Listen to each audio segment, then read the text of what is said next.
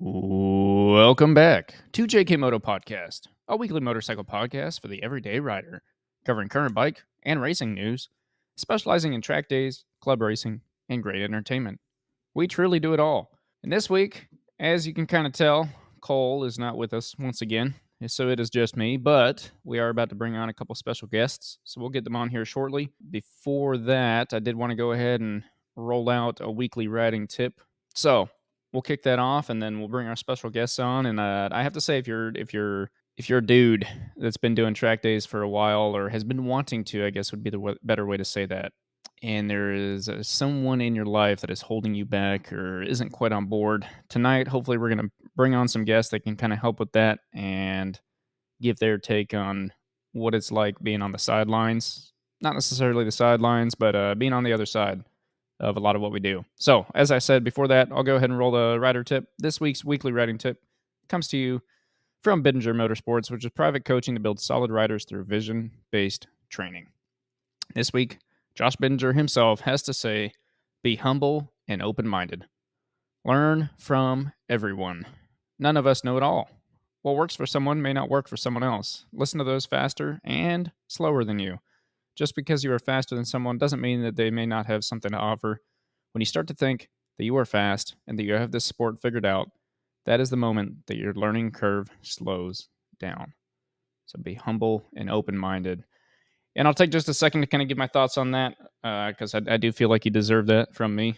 Normally, also Cole, but as we said, he's a busy guy. He's got some stuff going on.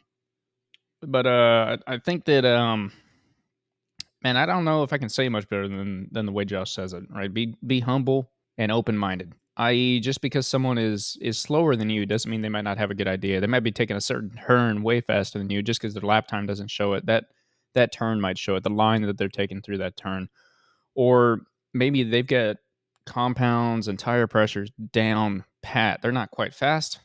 They're not quite winning, but their tires always look beautiful and they can get whatever it might be. And that, on the contrary, obviously people that are faster than you, well, generally they're faster than you, so it's worth listening to them. So be open-minded, be humble. Don't ever think, unless you're quite literally winning every MotoGP race out there or World Superbike, because I think we're starting to argue they've got equal talent just in different ways. Unless you're at that level, you're probably not quite got everything figured out. So be open-minded to what everyone has to say about every sort of thing. And even people maybe off the track, they could always have good thoughts, good feelings, and good ideas when it comes to the rest of the sport that is not just how to ride the motorcycle, but how to run a race season, how to plan and manage a track day, and different things like that. So it's always great to keep that open mind. Keep yourself good. Once again, that rider tip comes to you from Bittinger Motorsports. They operate down at MSRH, and I think we'll be a little more in touch with Bittinger Motorsports here in a little bit. So let's go ahead and roll an intro. We'll get our two guests on, and we'll figure out what kind of advice we can get for the other people in our lives that may or may not be so happy about us doing track days and racing motorcycles. Let's see that intro. Yesterday at one point, I was in sick.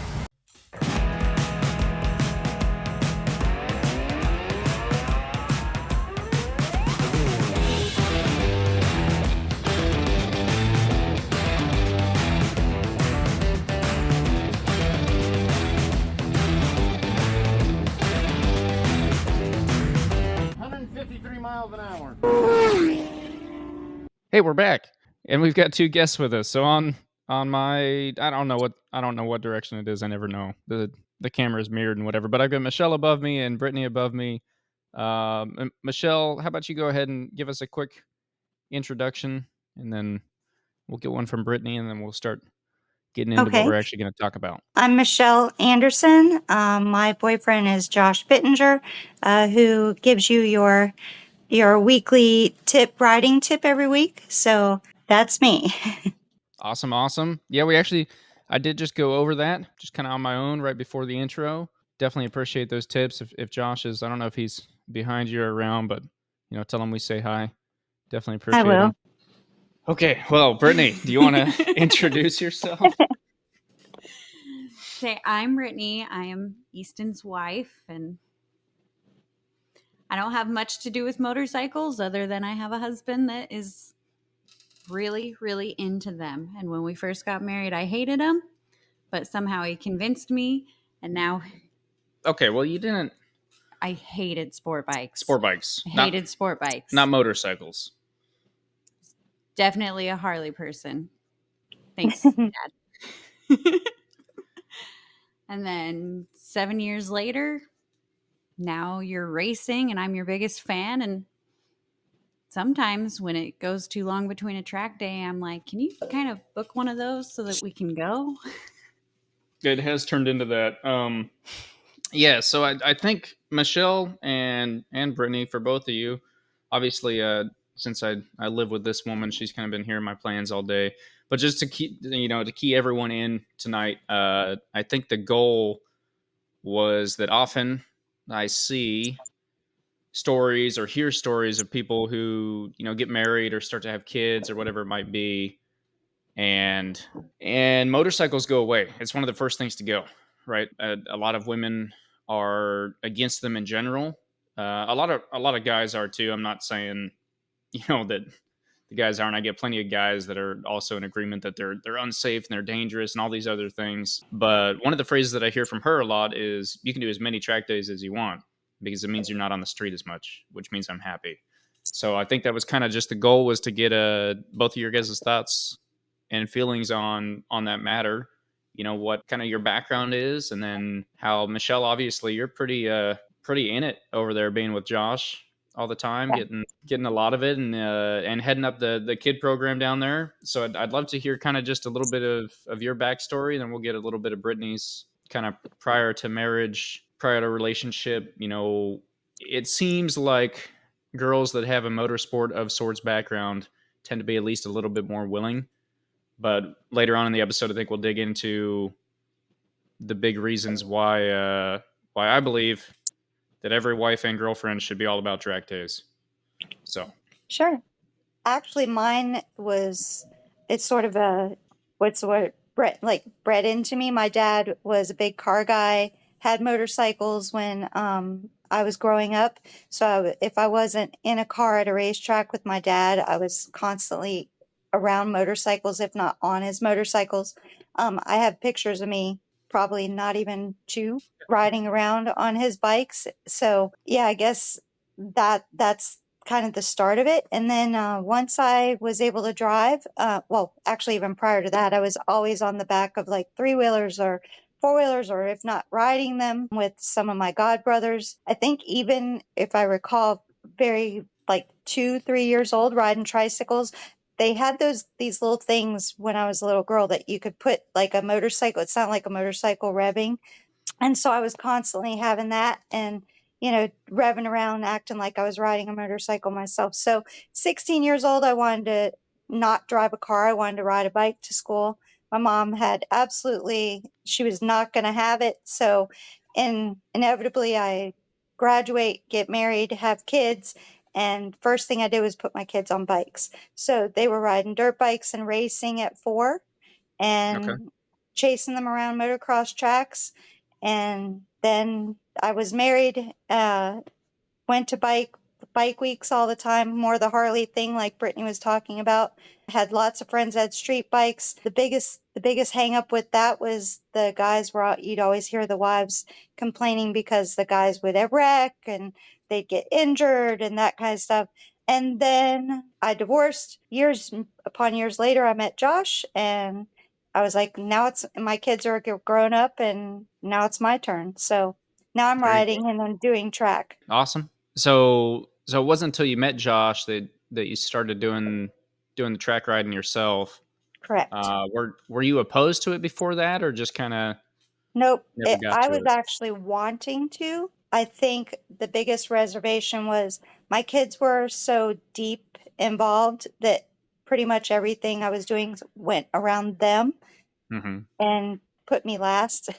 So it was more just sort of living vicariously through them, I guess. So Okay, I get that. That makes sense. And then Brittany, I've heard a lot of your stories, but for the audience, what kind of background do you have, and how do you think that has helped shape where you're at right now, in your opinions?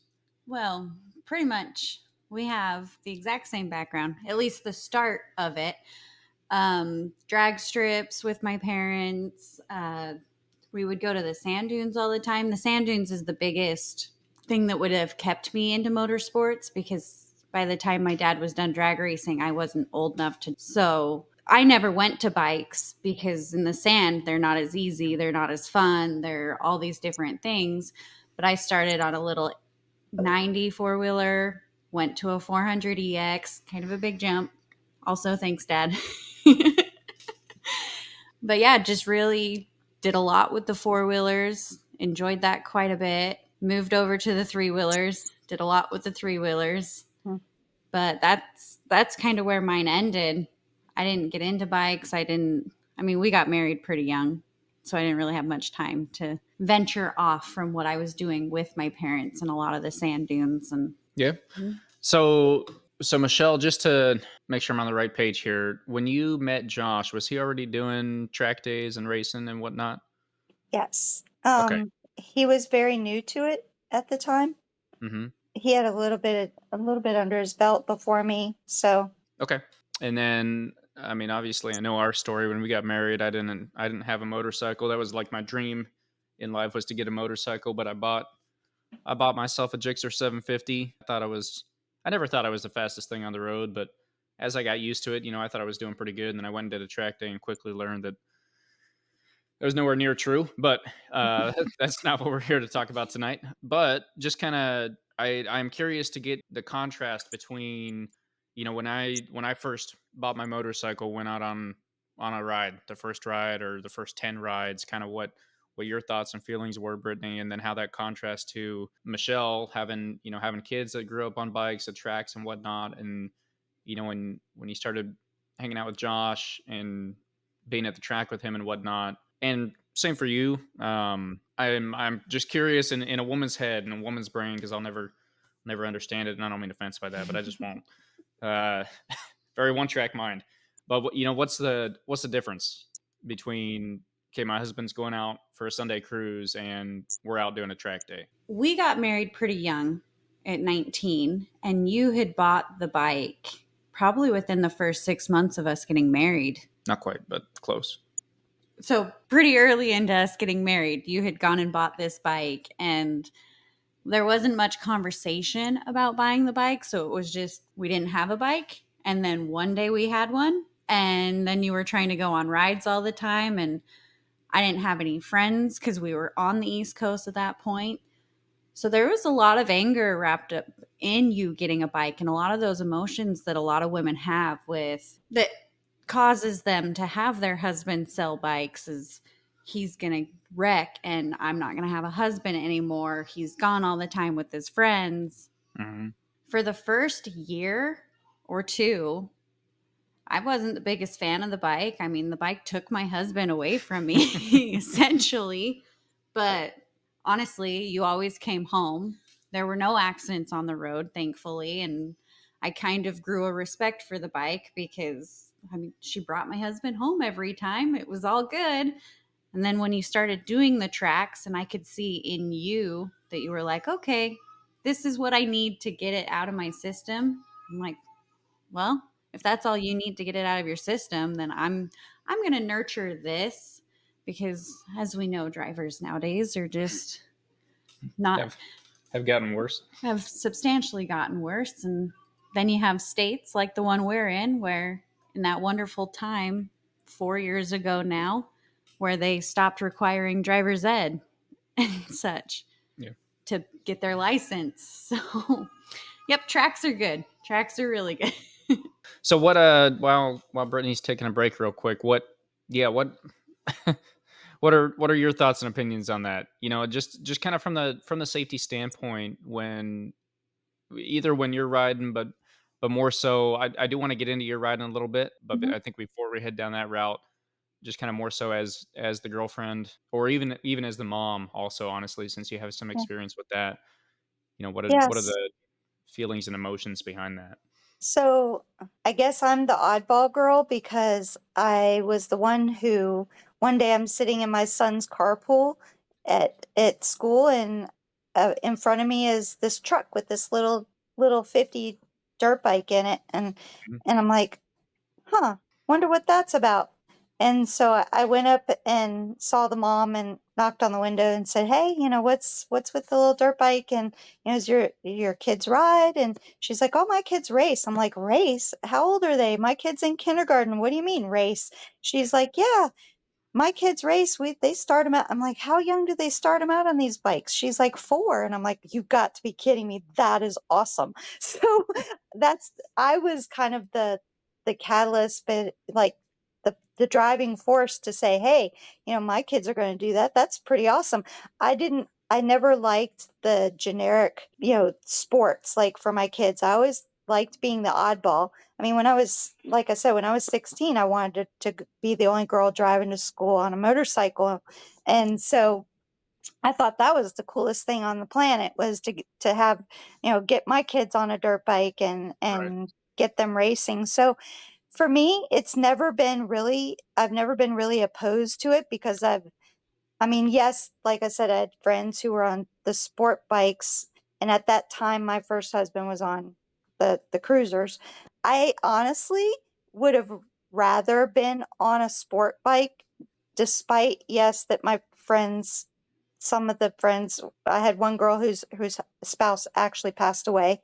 Um, from an accident, and constantly hearing guys, going through these twisty over the mountain type stuff in Virginia, getting injured or whatever. But honestly, after going to bike weeks and seeing people on cruisers literally die, because you go to places similar to like Texas, you go to Myrtle Beach and you have bike week, and there's these people, they have no helmet laws. So Mhm. people are, driving down the road in shorts and sometimes barely dressed on the back of a motorcycle. And, the whole area is promoting drinking and partying and carrying on in the back of these bikes. And I thought, now how smart is that, right? Like, you watch people die every year at these events.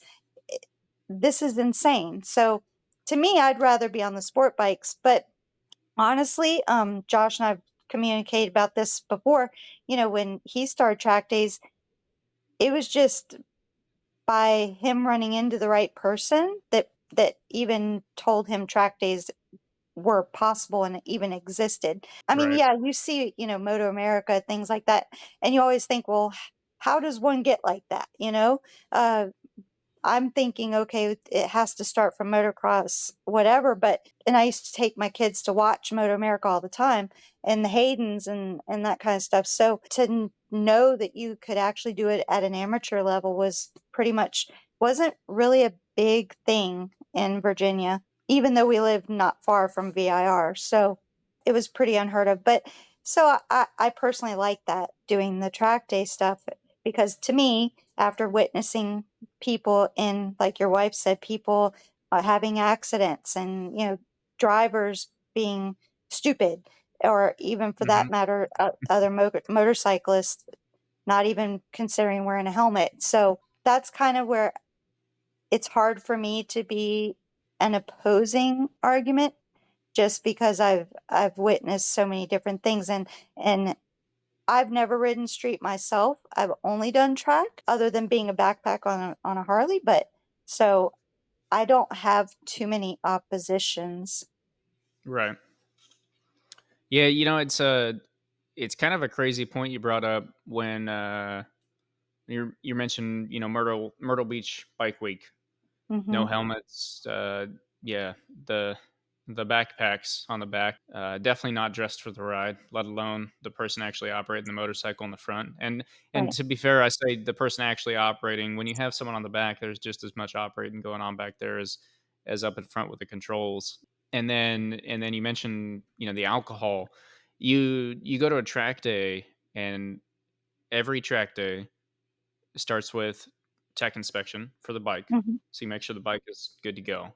And then there's gear requirements, and some track days require gear inspection. That kind of annoys me a little bit. But anyway, there's gear requirements, right? We're required to wear a full face helmet, non modular, required to have boots that cover your ankles, gloves that cover your wrists, a full leather suit that's either one piece or zips up at least three quarters of the way. Like, there's all these requirements just to keep you safe out there. And then there's extra recommendations on top of that. And the one thing that I can say that I have heard at every single track day I've ever been to is that no matter who you are, whether you're riding or not, there will be no alcohol in the paddock until the track is cold. Yep. And so this is a huge mentality shift. It's like, nope, we don't even want to think about the possibility of that. So we're just going to say zero and be Hmm. completely dry all day. At the end of the day, yeah, whatever. It's not like you're doing a track day and not allowed to drink at all. But during the day, whether you're operating or not, whoever you are, if you're there will be no alcohol. And so that is a completely quite opposite mindset, and just starting, right off the bat from the start, it's safer. And I Yeah. don't think there's any getting around that. So I'm curious. You mentioned, at 16 you wanted to ride a bike to school. When you first said that, for some odd reason my mind went to bicycle, and then I put together what you were actually saying. But my older brother had a sport bike, and he ended up wrecking it. Was in the hospital for a couple days. Had some rib problems, broken arm, a whole bunch of issues. And from there on out, my mom said, "When you're living under my roof, you will not own a motorcycle," which was possibly what kind of actually put me in my current situation. But I'm just kind of curious on your thoughts on that, because it sounds like we had similar upbringings in that way, where we wanted to be on motorcycles so bad, and the parents, specifically the mom. And I'm not saying anything bad about moms. I Right. definitely love my mom. And I understand exactly. I actually had a conversation with her about it when I was younger. I understand exactly why she made the decision she did, and she said what she did. But just curious to get your thoughts on what springs that, what emotions lie behind the nope, my kid's not going to be on a motorcycle.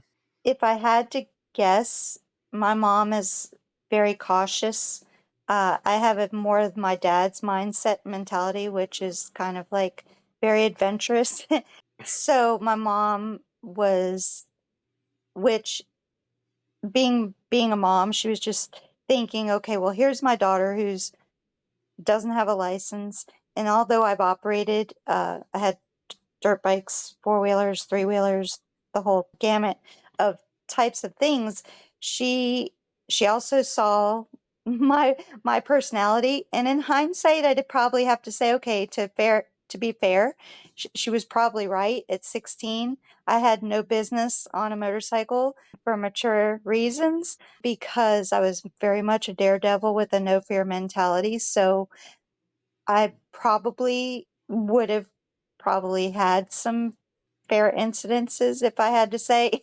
um, because when I got four wheels in a car, I was always ripping and racing and running up and down the streets. And yeah, if my mom knew how I drove my car, sometimes she yeah, it wouldn't have been good. So in all fairness, I was probably a blessing in disguise that it kind of sucks that I had to wait till I was much older to get a bike, but it was probably much better that I did. Okay, yeah, that makes sense. Just to catch you up, Brittany, we were kind of talking about the difference in just literally from right off the bat safety aspects, which leads me to my biggest question that I think I really want to get answered tonight.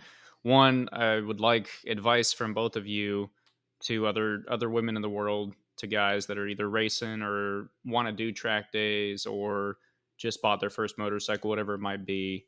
And we'll kind of get hopefully a conglomerate of answers to that. But what is your reasoning personally? I know you've told me multiple times, we already said it here tonight, but if you're doing track days, you can do as many as you want, as long as you stay off the street, which I don't 100% stay off the street anymore these days. I kind of do. But what, what are the thoughts and feelings behind that phrase? Honestly, seeing you as happy as you are in a hobby and with how much I love you and everything, I don't know why any woman would keep their husband away from something that they love so much. Just the pure joy that you have, that right there is enough for me to be 100% in on motorcycles and everything. So I don't know. at some point you got to take your partner's happiness into consideration too, and realize that this is a hobby. This is one of the safer ways that you can do something. This is where I can meet you middle ground. And honestly, once you get into the community and you start going to the track days and you meet other women and everything, you might find out that you like it a little bit more than you thought you were going to, because as someone who's never had any interest in riding a bike, I don't like the tippy feeling that they have. 4 wheels, 3 wheels. I do prefer 3 wheels. Mm-hmm. Not the 3-wheel trikes on the road either, though. The 3 wheels on the dirt. But how many times have we been talking about, like, me being interested in possibly a mini moto or a track bike of my own? And that's insane, especially with where you met me, where I was mad that you got a bike because I thought sport bikes were stupid. Mm-hmm. And now I'm over here like, well, what kind of bike would I like to go on the track?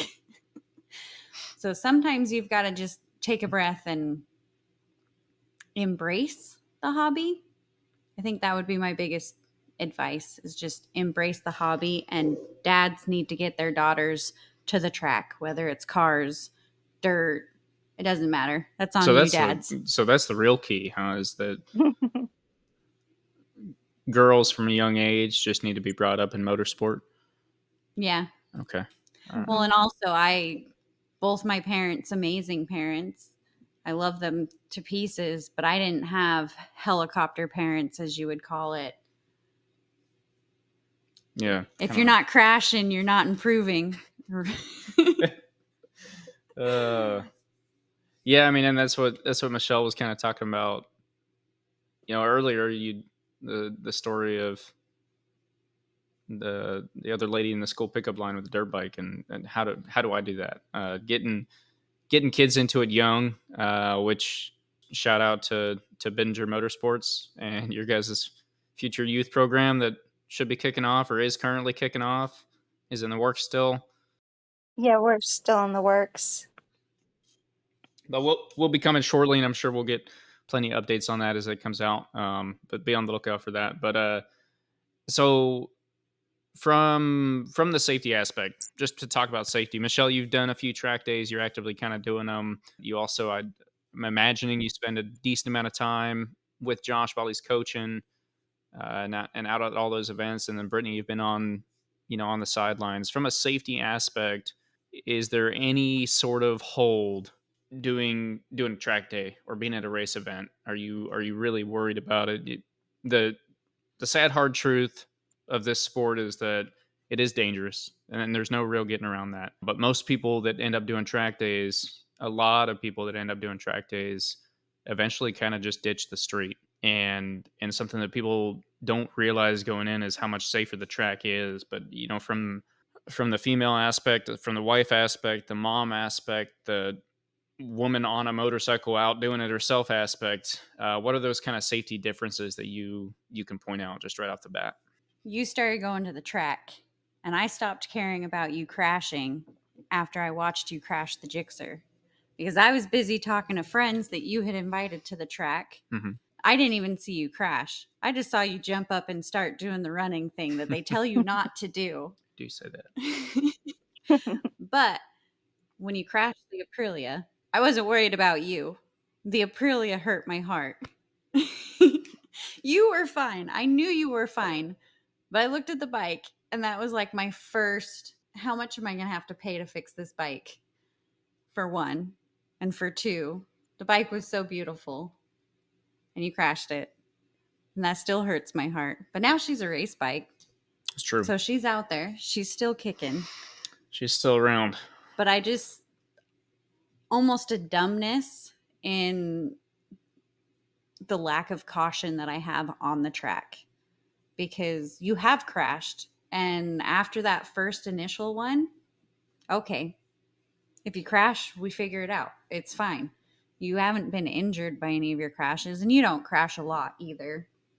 And it took you almost 2 years before you ever laid a bike down on the track. Yeah, I did one track day my first season, 6 the second, and then my third season is when I finally put a bike down, which is funny too because I look back at that. Just side note, look back at that, and I know exactly like I had it coming. I had laid down a fast lap, and I thought I could get better, and I tried to add speed where there was no speed to be had. I'm sure that story's been on the podcast before, but I knew there was no speed to be found in that corner. It's a long sweeping corner, and I was just like, "Ah, we can get more," and just gave it more gas while I was actively leaned over. And what do you know, back tire slipped out. So anyway, That crash specifically, I just remember the feelings building up that every time we started going to a track day, I was almost hoping that you would crash.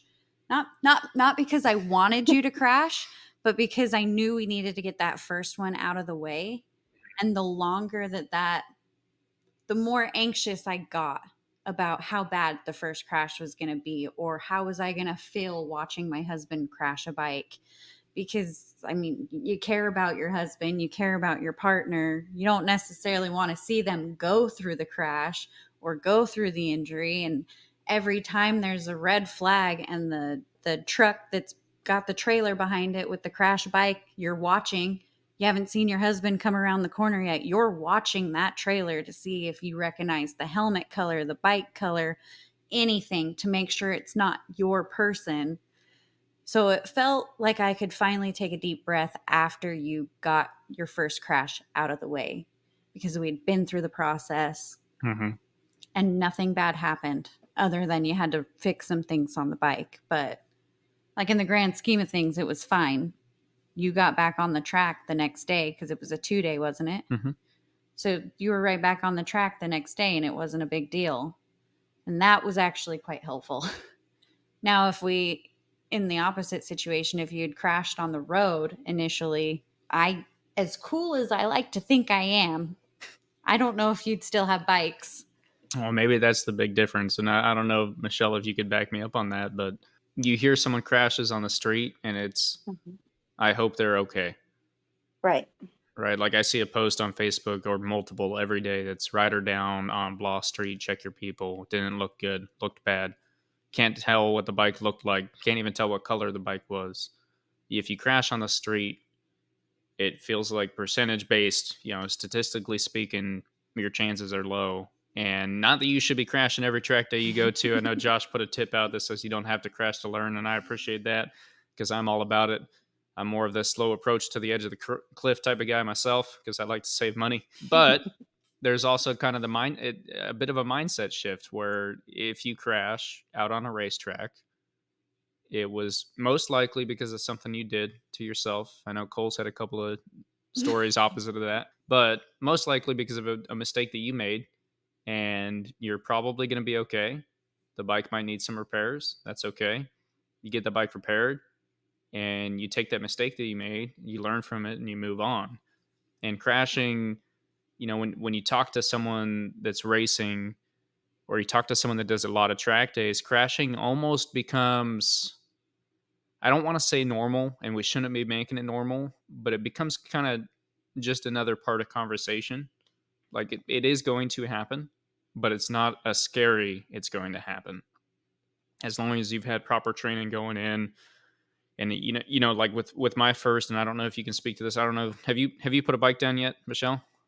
Not to No. Okay, not to jinx it. Sorry, knock on wood, whatever whatever you need to do. But you take that slower approach to it. You get proper training. You get time, and you put in the effort, and eventually you're gonna lay that bike down. You're gonna find the edge because you're gonna want to be pushing and pushing and pushing. And the more the longer you take to get there, the easier it is to pinpoint exactly what you did wrong. And then once again, it's come back, throw some duct tape on the fairings, make sure your wheel's not bent. If it is, put your other wheel on. Personal experience there, and then get back after it. So, yeah, I think that probably one of the biggest differences is crashing. I laid the bike down. You say that to a track guy, it's like, oh yeah, man, part of life. You say that to a guy on the street, and they want to know how long you were in the hospital, and do you still have the bike, or was it totaled? Whatever else. So I wonder if that's kind of, I don't know. What are your thoughts on that, Michelle? You kind of on the same page, or? No, I totally agree.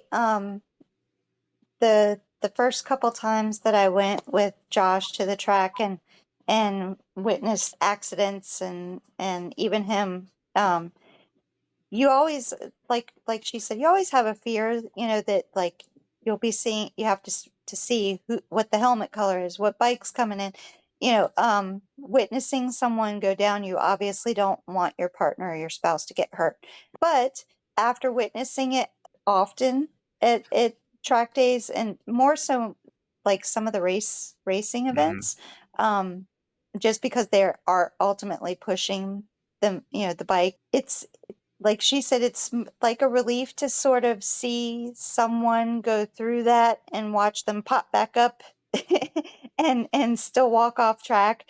Some don't, and some come in with injuries, but ultimately the majority of them aren't bad.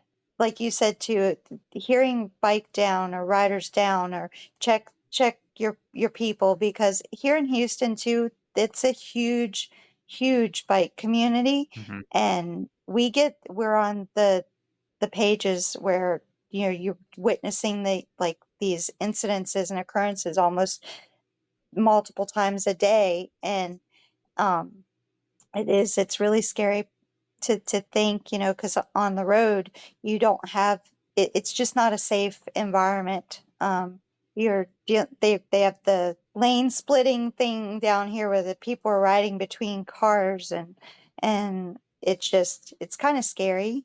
I couldn't imagine. I wouldn't do it at all. So, riding track myself, and I I've witnessed a lot of people go down even close proximity to me, and typically they just slide, and then they bounce right back up unless they high side, and then that's a different scenario. But even then, I've seen high sides. Most people come in, they might be a little bruised or their ego is a little battered, but that's about it. Yeah, it is. I don't know. It's insane how many times you get a track day, a race weekend, or whatever it might be. How many times you see the crash truck roll, you see the bike come back, and the guys in the back of the truck, no problems. The ambulance is definitely run. I don't think any of us are here to say that the sport is foolproof and you're not going to have issues. Even at the top level, things can happen. But the other thing too is just you kind of, I don't know exactly why, but you sparked something in my head. But like the level of thought that goes into getting ready for a track day or getting ready for a race or a track session on a track day, whatever it might be, compared to, okay, I'm going to ride this weekend. When I think about going on a ride in the summer on a Sunday, I'm probably looking at being out for an hour or two. And my thought is purely based around like, how can I be the most comfortable, right? How can I get the most cooling? I don't want to go put on my big, huge, heavy leather jacket because it's going to be too hot.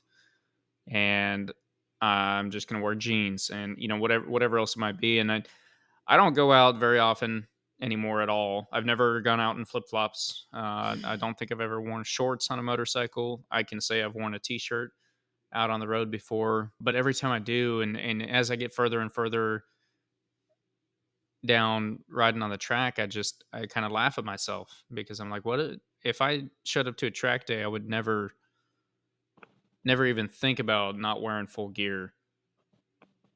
And that's a safer environment. I'm doing higher speeds, absolutely, but I'm not going to get hit by a random car who decided to not see me. Uh, if I'm at Roebling, I might get hit by an ambulance, but that's different. Hey, Sorry, careful I there. couldn't resist. That's in the past. We didn't need to re-bring that up. But no, I mean, everyone's out there with the same mentality. We're all going the same direction. We've got the same idea behind it. We're all going relatively similar speed. You've got your ABC group or 4 groups, whatever it might be for the track day that you're doing. Never once have I been worried about another motorcycle out there on the track. I've seen some people that do some risky stuff, and even those people generally, the only thing that I'm worried about is a brand new guy getting scared and making a mistake because he wasn't expecting to have someone come up underneath him or something like that.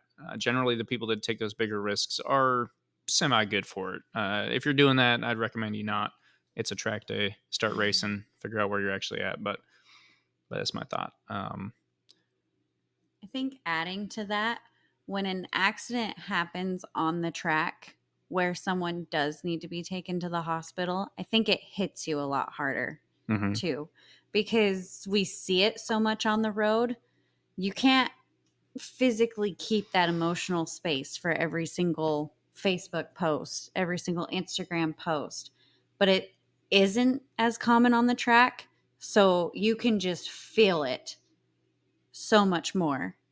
And it's unfortunate that like we're so numb to it on the road because it happens so often. I mean, every single person that goes down matters, Mhm. but on the track, it doesn't happen as often. And when it happens and it's bad, it's like a whole big ordeal. There is definitely a shift in the paddock when when the red flag comes out. Obviously, everyone's kind of bummed about missing the session or whatever. But when you find out that an ambulance ran or you hear the helicopter fly in, there's definitely a shift. There's a big kind of silence and everything that falls over the paddock, and especially on a race weekend, if it's especially if it's someone yeah, that hits. It hits different. Well, and I've never heard anyone complain about losing laps or losing time on the track after that because they understand. There's a respect for it also. You can get on Facebook and see a bike down, and there's comments like, well, bikes shouldn't drive crazy and bikes shouldn't do this. And they're trying to blame the rider Mm-hmm. when 95% of the cars that are passing the riders on their cell phones going 10 over and changing lanes with no signals, not paying attention at all. It's unfortunate that bikers are treated the way that they are nowadays, that yeah, you do need to go to the track because it is the safer thing. Right. And Well, sorry. The positive to that in what you're saying is the being on the track. The advantage is that if you do go down, what's the immediate response? An ambulance, a safety guy coming out to you. You're on the street, you have to wait. You have to wait for that. And it could be those seconds that rider was alive and then passes away, unfortunately, due to the fact they're waiting on someone from an ambulatory squad or a rescue squad to come and collect them. You have that there at every track day. There is an ambulance waiting right there. They're required to be there. yeah, They have Yeah, to be.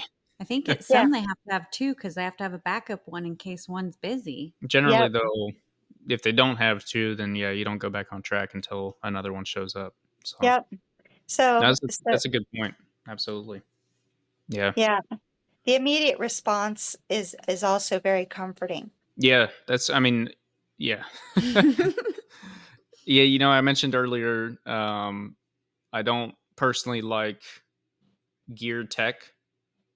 Right. I don't want to have to take my gear over to tech, and it's because it's a hassle, and it's also because once again, when I go do a track day, if I find a problem with my suit, I'm getting a new suit. I'm not going to take it out there, but it is comforting. It's nice. It's never once have I gone out and worried about what's going to happen if I lay the bike down, Hmm. be it high side, low side, whatever it might be. You're absolutely right. You know that one, you can only be in one spot. Realistically, a track that's 3 miles long is only at most three quarters of a mile in diameter anywhere, right? Hmm. Um, so as opposed to if you're out in the twisties outside of cell phone service, yeah, it could absolutely be, your wife doesn't hear from you for 6 hours. You're supposed to be home 2 hours ago. Where are you? Tries calling, doesn't answer. He must still be riding. Anyway, we don't need to go Well, down and create all these bad scenarios, but how far away from home were you in Washington when your chain yeah. decided to? Yeah, I was probably an hour and a half away from home. My chain snapped off, and we had to drive down the mountain. I had to ride on the back of someone else's bike, ride down the mountain, call her, say, "Hey, I need you to come pick me up. I don't have a bike to ride home," and then go back up and wait, and then go back down to recall her, say, "Hey, did you find it?" She couldn't find it because crappy directions. And anyway, you don't have that on the track. Turns out you're somewhere on the side of it if you did go down. Also, turns out that I mean, I think the only nervousness from a woman kind of sideline standpoint would be the waiting to see if your helmet either comes in or it's on the crash truck. But yeah, definitely different. So, Michelle, I do want to dive into, what are we blaming Josh or are we blaming you for you wanting to do it yourself? Mutually. Okay. Yeah, because when he had told me that he'd been riding, he had ridden the street for many, many, many years, but it wasn't until recently that he had discovered track days, and I was like, oh, I've always wanted to ride a motorcycle. I would want to get a motorcycle, and then I ended up doing mini motos with an all women's group in Maryland, and we rode on kart track with the dirt bikes like we have with the street tires, and I was addicted. I was like, okay, this is fun, but I want to try this on a bike, like a big bike. I want to do this on a track. So then he got me a bike, and it was all she wrote. So, but I'm still addicted to the mini motos because they're so much fun. There's so much to learn from them, but the repetition and being on the just on the kart track and just going around and around and around there, it just constantly, it's building time on the bike and learning new skills and being able to focus a, at a slower pace um, just cements a lot of muscle memory, and Mhm. but it's just all in all just so much fun. It's like a kid riding a roller coaster, for the first time, but it's just over and over and over again. You get that same joy every time you get back on them. But when you're on the big track, it's a lot of fun as well. It's just way more to think about, and you have to think about it like a little more rapidly. And sometimes in the process of developing skills, he always talks about you know trying to focus on one thing at a time, because trying to focus on too many things just kind of gets in your head, and so I think that's where the minis makes it a little more fun, just because you're not having to think about it so quickly, and at least if you wreck there, you're not going quite as fast. Mhm. So Yeah, well, and they're a lot cheaper. yeah. I've looked into keeping the sport up, keeping my hobbies up long term. Mini motos is definitely a cheaper option. So I guess once you met Josh, he was doing track days. I do want to point out, you mentioned even in Virginia you were close to VIR, correct? Yes, yes. And didn't have any clue that track days existed, how to Mm-mm. get into it, or anything else. And that's, yeah, it's so insane to me. I know how we can fix this problem. We got to get in the mom groups and we got to offer daycare services At track days, at track days. daycare at track You get days. the All right, moms and the mini motos. The there you go. husbands will get to ride all they want because the moms will be then booking the track days. Because one, it's a break from the kids with the daycare, and two, it's fun. There you go. Not a bad idea. That's how you fix it. It's just, I think I've mentioned it, and I'll just mention it again anyway. But that 95% of the point of this podcast and the YouTube channel that goes along with it, which go ahead and subscribe if you're not subscribed. But the whole point was that people know that motorcycle racing exists, Mm. and then some people know that track days exist, and then some of those people do track days. And so my goal was to flood the internet as much as I personally could with content, because that's what everyone's busy doing, is watching content on the internet or listening to it or whatever.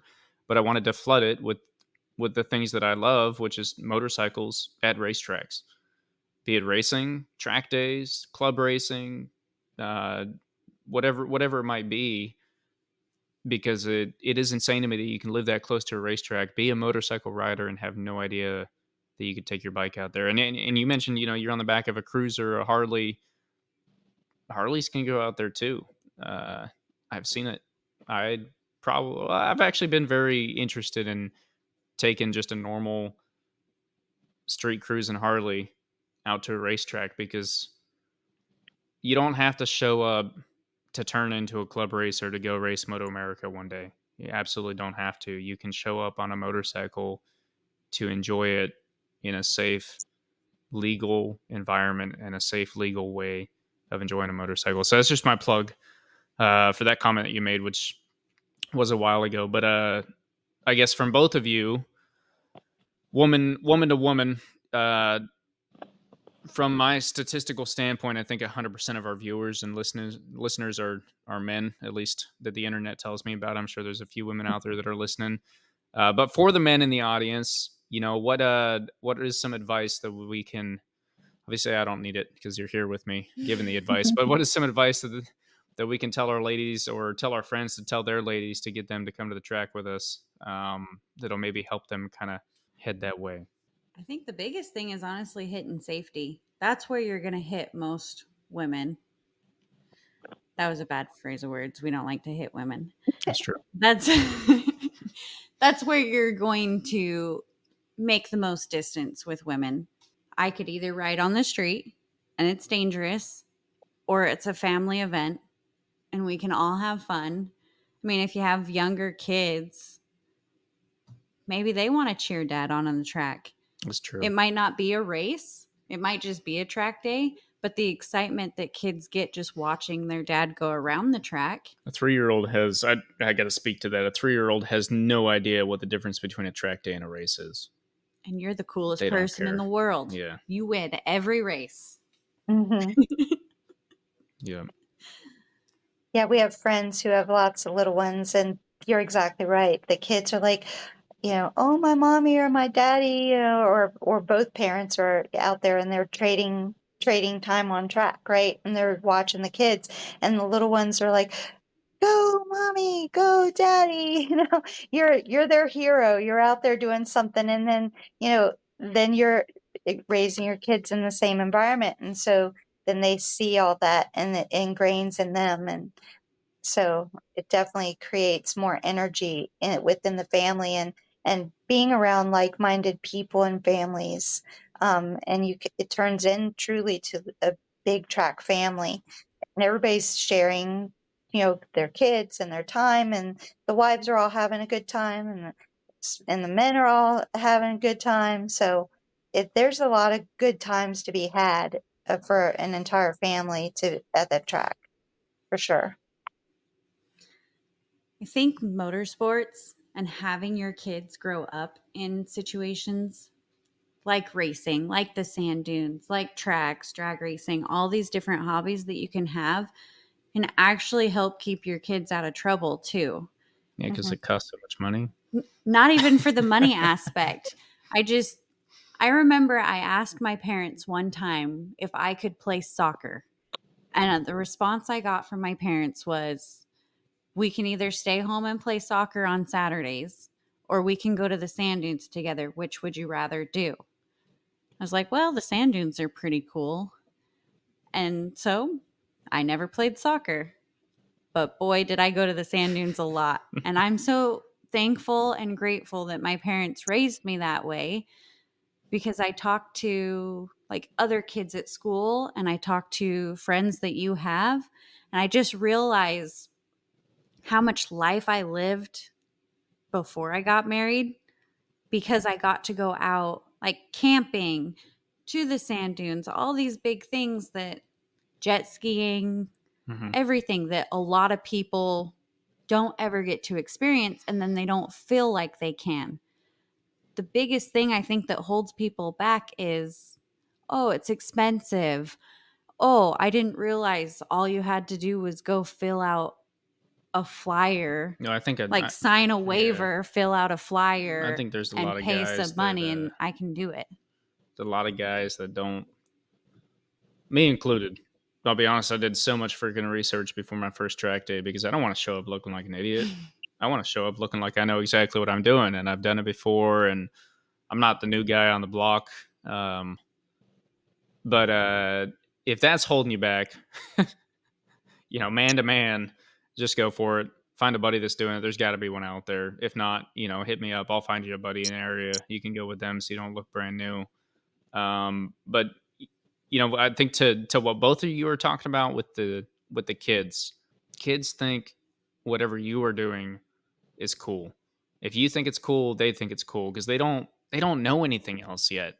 You've got a blank brain there. If you have a family, that is your chance, especially when they're young, to go spend your time and do something that you love because that's going to raise that kid to love it. And to anyone that goes to the track and sees kids at the track, please understand that that's our future. I've never personally seen it, but I don't ever want to. There's no reason why we should ever be upset with any kid ever being at a racetrack in any capacity. That being said, if you take your kids, keep them safe. We don't want them. Obviously, if I see someone's kid running out on the track, I'm going to be a little upset, but that's for a different reason. But anytime I see we've never had any no, of those yeah, issues. never had an issue like that. Never seen that, but don't want to either. But anytime I see a kid at the track,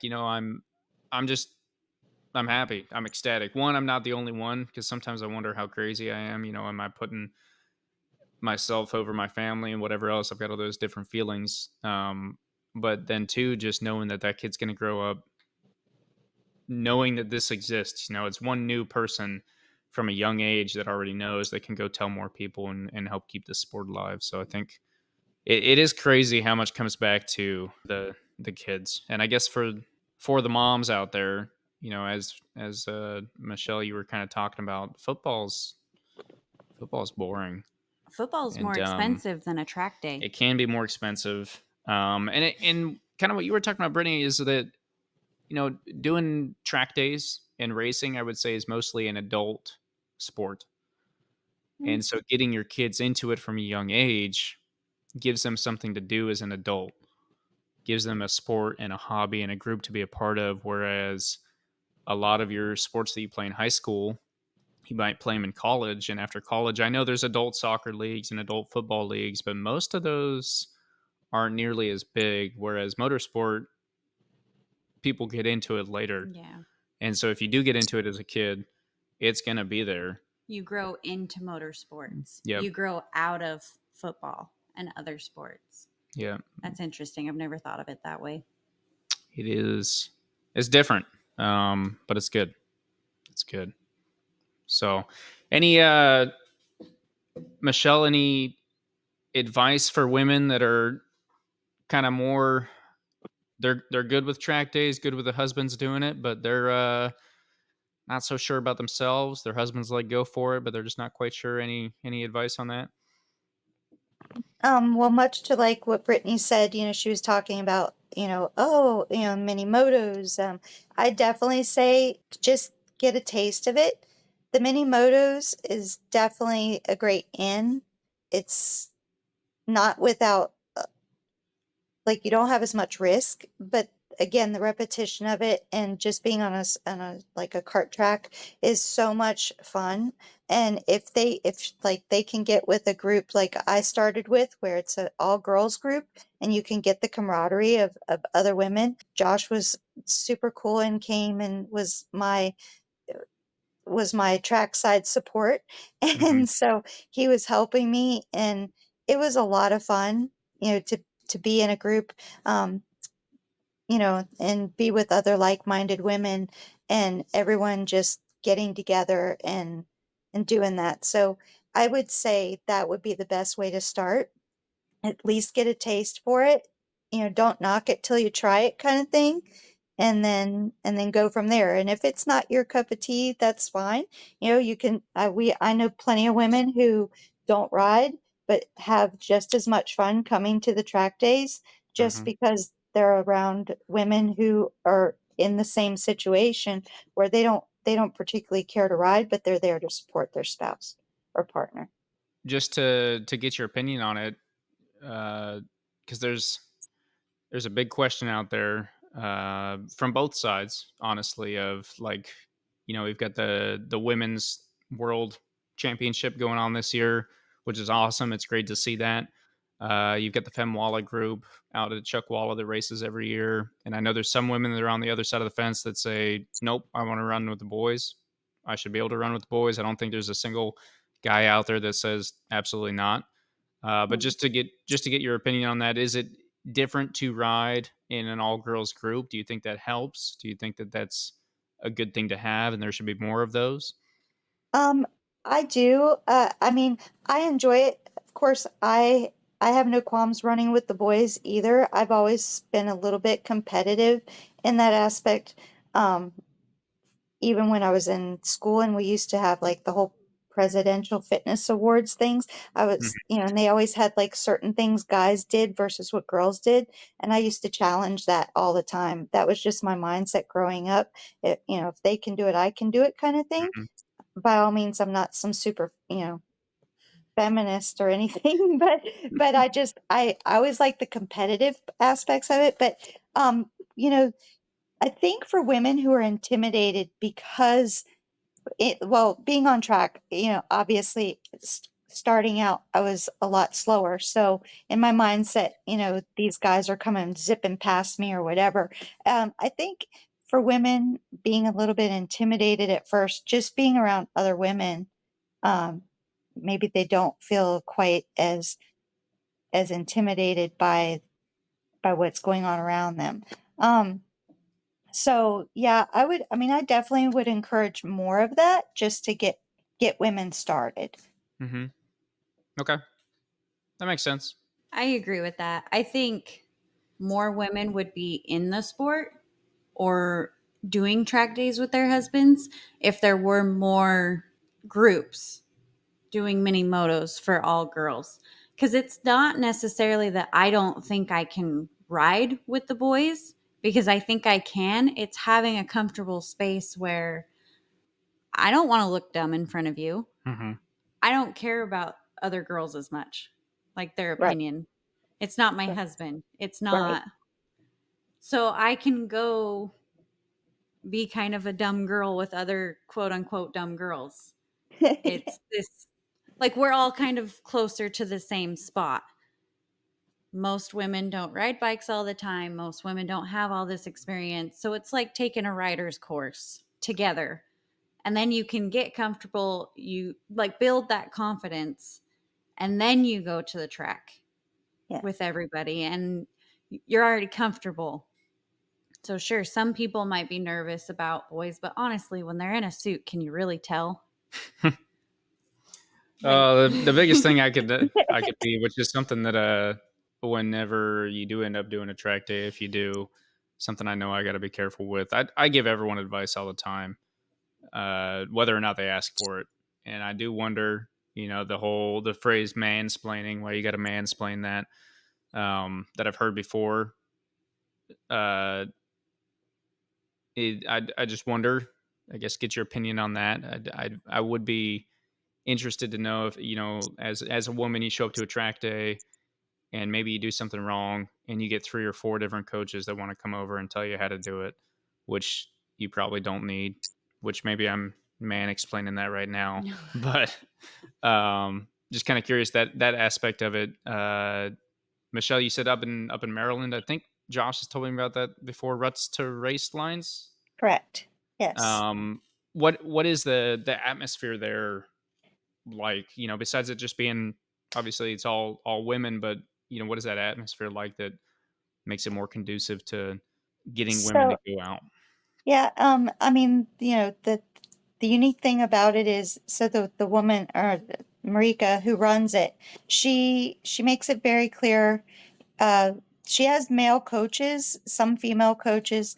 Um, and you have different levels of women just like you do at any normal track day. Sometimes you're on a kart track, sometimes you're on a big track, but the environment is right off the get-go. She even does some co-ed stuff. So she'll have sessions for only women, and then she'll have sessions for co-ed. So like you can ride with your partner. And and the very first thing she does is she takes the women, talks about the track, talks about, does the tech inspections, does the whole things like you would a normal track day. But then she pulls the men aside and she's like, all right, guys, while the women are getting, lined up with their coaches, and their mentors, we're going to have a big chat. And she talks about intimidation factor and, don't, you know, don't be coming up beside the girls too closely. She goes over all these things to making the women feel more comfortable when they go into a co-ed session. If they want to. You're not required to do a co-ed session by any means, but it's open and available for you to do Okay. that. So it's just keeping it very neutral, so that women have time to learn without intimidation factor, without guys zipping past them really fast and maybe startling someone or make or just being a little bit intimidating. So um yeah, I mean, that's really about it. There isn't anything super, super special other than the fact that she just makes it very clear to the men to give women space on track. They're all here trying to learn, or at least the majority of them. And then there's of course your repeats that just like a normal track day, and they're doing really good. But she separates again the levels, skill set Right. levels. Yep. But at least the newbies coming in don't feel like they have to worry about someone zipping past them. Okay. Well, and if you could send me that link, I think there's a few others in the country also. I know there's Sport Bike Track Girl, like we mentioned, Femwalla, and I can do Mhm. some quick research. We'll have some links down in the description. If you are a woman or maybe you're a husband whose wife has mentioned the thought, we'll have some links down there that you can go check out, and find a group like that if that sounds like something you'd be interested in. But yeah, so I guess the just to kind of start to wrap things up, I think um, my goal was partially to give the men in my audience a little bit of ammo if they've got some stubborn girlfriends or wives. If they're too stubborn, just leave them. Yeah, no, don't do that. Um, but no, if you're looking for some ammunition or you're looking for some reasons, hopefully this kind of sheds some light on the reality of it. Or, Michelle, it sounds like you've been successful and found a way to get out there yourself and enjoy it and have fun. And so if you're looking for some info on that, um, hopefully this sheds some light on that also. And if anyone in the audience has any questions or any wives in the audience have any questions, feel free to send them over my way. You can reach me at JKMoto Podcast on Instagram. I do have a wife, so I can ask her if it's anything related to that, and get both sides of that opinion. But Michelle, did you have anything else to add before we close up? I don't think so. Okay. Brittany, anything else? I think one of my favorite ideas that you've had Mm-hmm. is Grom Squad. Grom Squad. I think we need to do Groms because I can ride a Grom all day, every day.